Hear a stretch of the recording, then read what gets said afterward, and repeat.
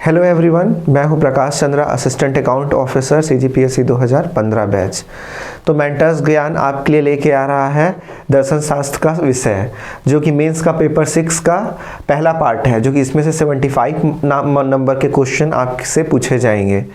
तो दर्शन शास्त्र के लिए अभी तक मार्केट में भी उतना ज़्यादा सिलेबस अवेलेबल नहीं है और पढ़ने के लिए भी बहुत ज़्यादा मटेरियल नहीं है, और जो पढ़ रहे हैं वो भी समझ से बाहर हो जा रहा है।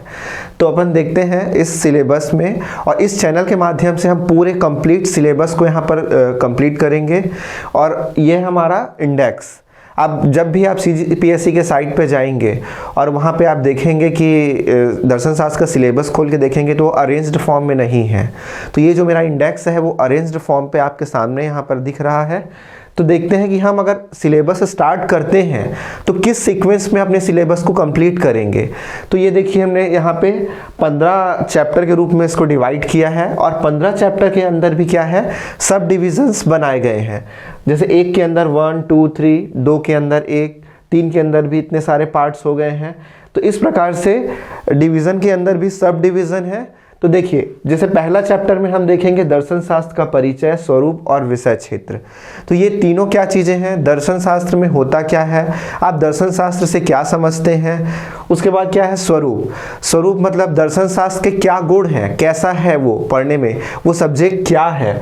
और विषय क्षेत्र, और किन किन क्षेत्रों को हम दर्शन शास्त्र में शामिल करेंगे वो उनका विषय क्षेत्र के अंतर्गत लाया जाएगा। ठीक है। उसका दूसरा पॉइंट में देखते हैं कि दर्शन शास्त्र का संस्कृति से संबंध। अब संस्कृति क्या होती है, दर्शन शास्त्र का संस्कृति पर क्या प्रभाव है, और संस्कृति का दर्शन पर क्या प्रभाव है, दोनों में आपस में क्या संबंध है, इसके बारे में अध्ययन करेंगे। तीसरा पार्ट है हमारा धर्म।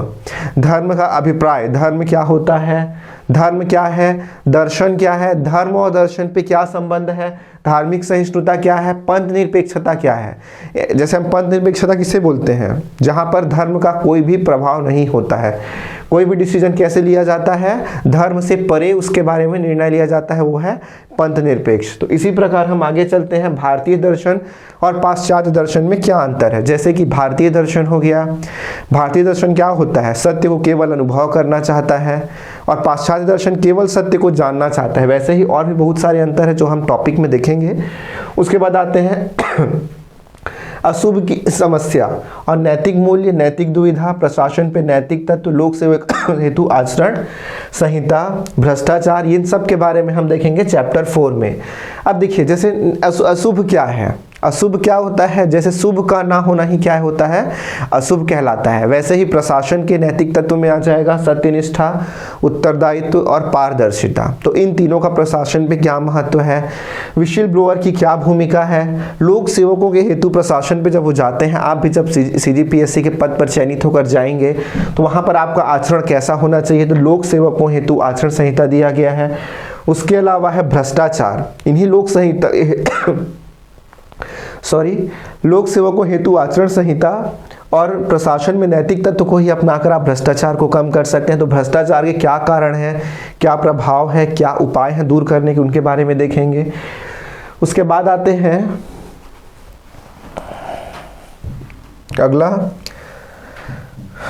5th चैप्टर में आते हैं। 5th चैप्टर में है वेद, उपनिषद और गीता दर्शन। वेद और उपनिषद में ब्रह्म, आत्मा, रीत का डेफिनेशन देखेंगे, और गीता दर्शन पे स्थित प्रज्ञ, स्वधर्म और कर्म योग। ये भी हमारे दर्शन का एक महत्वपूर्ण भाग है और हमारे जीवन में भी एक महत्वपूर्ण भूमिका रखता है। क्योंकि आप स्थित प्रज्ञ मतलब क्या होता है, स्थित प्रज्ञ मतलब होता है कि सभी भावों से प्रति संतुष्ट रहना, मतलब किसी भी मतलब स्थित प्रज्ञ मतलब होता है कि आप एक समान बिहेवियर दिखाना। ठीक है, एक हर परिस्थिति में एक समान रहना ही क्या कहलाता है, स्थित प्रज्ञ कहलाता है। तो उसी प्रकार आता है भारतीय दार्शनिक संप्रदाय। 2 प्रकार के संप्रदाय होते हैं, एक आस्तिक संप्रदाय होता है और एक नास्तिक संप्रदाय होता है। आस्तिक मतलब किन्हें बोलते हैं, जो वेदों पर विश्वास करते हैं, और नास्तिक उन्हें बोलते हैं जो वेदों पर विश्वास नहीं करते हैं। उसी प्रकार आगे चलते हैं, नास्तिक दर्शन के 3 भाग हैं, चारवाक, जैन और बुद्ध। उसी प्रकार षट दर्शन को आस्तिक दर्शन बोला जाता है। उसके अंतर्गत आते हैं 6 दर्शन। इन 6 दर्शनों के बारे में आप पहले से ही परिचित होंगे, परंतु यहाँ पर हम उसका डिटेल्ड स्टडी करेंगे। ओके, अगला है हमारा भारतीय चिंतक। भारतीय चिंतक में कौटिल्य, गुरु घासीदास, गुरु नानक, वल्लभाचार्य, इस प्रकार के टोटल 9 क्या बोलते हैं भारतीय चिंतक हैं जिन्होंने अपने अपने समाज के बारे में अपने अपने व्यू दिए हैं, समाज निर्माण में एक महत्वपूर्ण भूमिका अदा की है। ठीक है, उसके बाद आते हैं पाश्चात्य दार्शनिक। पाश्चात्य दार्शनिक में हम इन 10 से लेकर 15 चैप्टर में पाश्चात्य दार्शनिक के बारे में अध्ययन करेंगे।